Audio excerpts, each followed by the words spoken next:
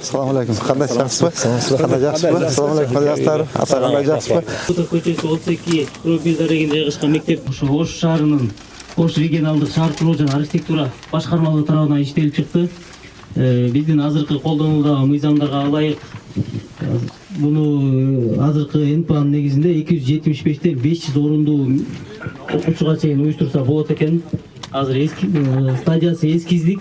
Анын ичинде бул жерде аркабызда мына футбольный поле, анын аркасында күрөш залы бар экен. Муну спорт зал катары колдонобуз. От жагуучу жайы, сет деген карадык. Өрткө каршы резервуар ашканасы менен караганда өзү 3 этаж зданиянын ичине азыр аркаңарда көрүнүп турганда 400 375 400 500ге чейин кеңейтип турган бала бата тургандай мектеп каралып жатат. Анын ар жагында кошумча курулуш катары ал жерге актовый зал, анан китепканасы менен уюштурганга эски толдорду карап чыкты. Теңшен болчу. Урматтуу Ош шаарынын тургундары, урматтуу журналисттер, урматтуу коноктор, урматтуу ректор агай. Бул жерде могу зданиянын тарыхын билесиңер да. Силерге айтыштын кереги жок. Жеке менчикке өтүп, көп жылдардан бери соттошуп, биздин мэриянын баласына бербей жүргөн урматтуу президентибиз Садыр Кожоевич, урматтуу генералыбыз Камчыбек Кыдыршаевичтердин киришүүсү менен могу бүтпөй калган имарат шаардын балансына өттү. Бул жерде 500 орундуу мектеп болот. Кече мына бир неделя мурда урматтуу президентибиз Садыр Кожоевич келип эки эмеге долбоорго, көп функционалдуу долбоорго капсула салып кетти. Ошол мезгилде ушул мектептин тагдыры боюнча айттым болчу. Урматтуу президентибиз Садыр Кожоевич Гостройго тапшырманы берди. Жеринен барып карап, сметасын санап бер, тезирээк бүтүргүлө, акча каражатын бөлүп бер деди. Канча каражат болду? 134 миллион каражат кетет экен. Президентибиз тапшырманы берди. Кудай кааласа, могу проекти мен эртең Бишкекке барып президентибизге берем. Гостройго могу кагаздар кетет. Президентибиз айтты, 1-сентябрь күнү мектепти келип ачабыз деди. Молодец.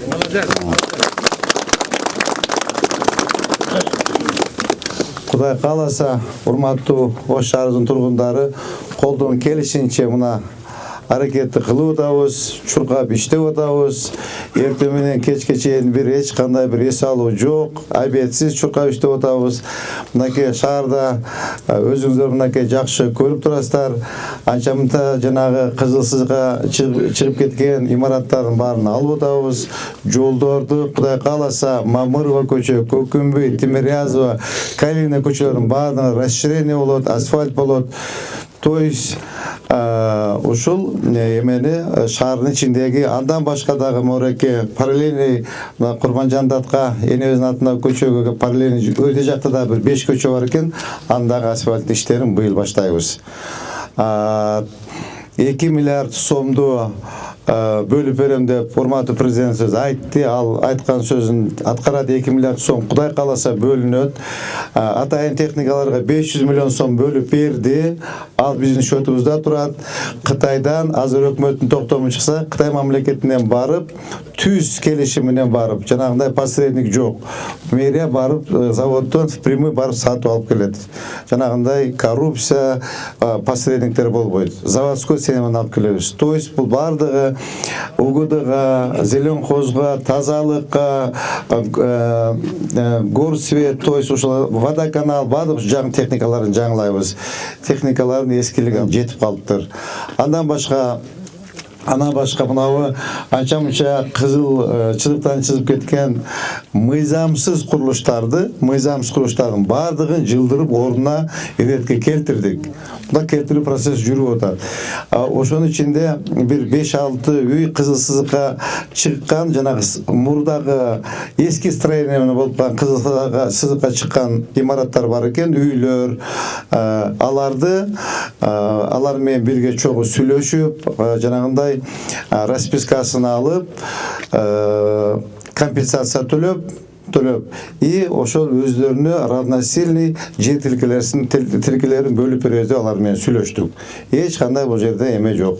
Урматтуу аксакалдар, сиздер ушу колдоп, кубаттап, бата берип турсаңыздар, бияга мага кой бериңиздер хозяйственный иштерди. Мен биягын өзүм жайлайм. Азыр мына өтүп да чечпей атам. Кичине бир мына хозяйствону карап кичине порядок кылып алалы. Кудай кааласа костюмду кийебиз. Мынакей Ош шаарында кудай кааласа бир жылдын ичинде мына көзгө көрүнө турган результатты жасайбыз.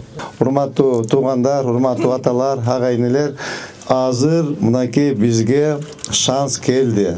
Урматтуу президенти Садыр Нуркожоевич айтты, Ошту оңдогула деди. Акчаны берейин деп атат. Урматтуу генерал Скачок Кылычбаев айтты, мынакей берейин акчаны деп атат. Жолду оңдогула, инфраструктурасын оңдогула, бардык жерлерде ни закон строенияларын баарын алып шаарды оңдойбуз. Бир аз шаар каралбай калды, урматтуу оштуктар. Силер мына биргеликте шаарды оңдойбуз кудай кааласа. Мына поддержка бар, президентибиз колдоп атат, генералыбыз колдоп атат, шанс келди. Келгиле оңдогулалы. Быйыл кудай кааласа 2 миллиардтан аз уже 3 миллиард бөлүнгөн калды да. 2 миллиард ички жолдорго, 1,5 миллиард техникага, 500 миллион. 556 миллион наркы эмеге, 4 көчөгө. Андан башка эгер кудай кааласа ушулар бардыгын акчаны освоить этсек, акчаны дагы бөлүп берем деди. Мына мектепке мына бөлүп берет кудай кааласа. Эртеге мына Бишкекке барып кагаздарды тапшырам. Жумуш иши башталат. Могу жерге бир козуну союп, батаны кылып, силер менен чогуу баштайбыз. Кыскасы, урматтуу туугандар, айтайын деген сөзүм ушул. Ушул жерге мынакей тандакай бир мектеп кылып, ушул жерге как раз мектеп жок экен, мектепти сонун кылып ачып, мына балдардын окуусуна сонун кылып шарт түзүп берели. Чоң рахмат. Мен бул зданияны ушу Төлөйкөн айылынын тургундары менен 19 жыл соттошум. 19 жыл соттошуп, акыры экинчи курс аттым. Биз сизди күткөнбүз, ыраазы, сизди колдоп, куттуктап беребиз биз. Бул жерге дагы бир маселе, мына жерде кичине ички жолубуз бар. Мына жерден кеткен, Төлөйкөнгө чыга турган. Мектеп болуп калган болсо, бир айланып келсе биз жолду тосуп алабыз. Мына ушул жолду коштуруп коюм айтып. Мына ушул жерде мына спорт залынын чекесинде Азамат. Ана жерде мынакей жол бар, 6 метр. Ошол жолду эми элдерин дейбиз, биз куттуктап, колдоп беребиз да туурабы? Жакшы бир аксакал бир жакшы дуаңызды берели дагы, элди көп кармабайлы, иши көп. Бардык ишин иштеген ийгиликтер.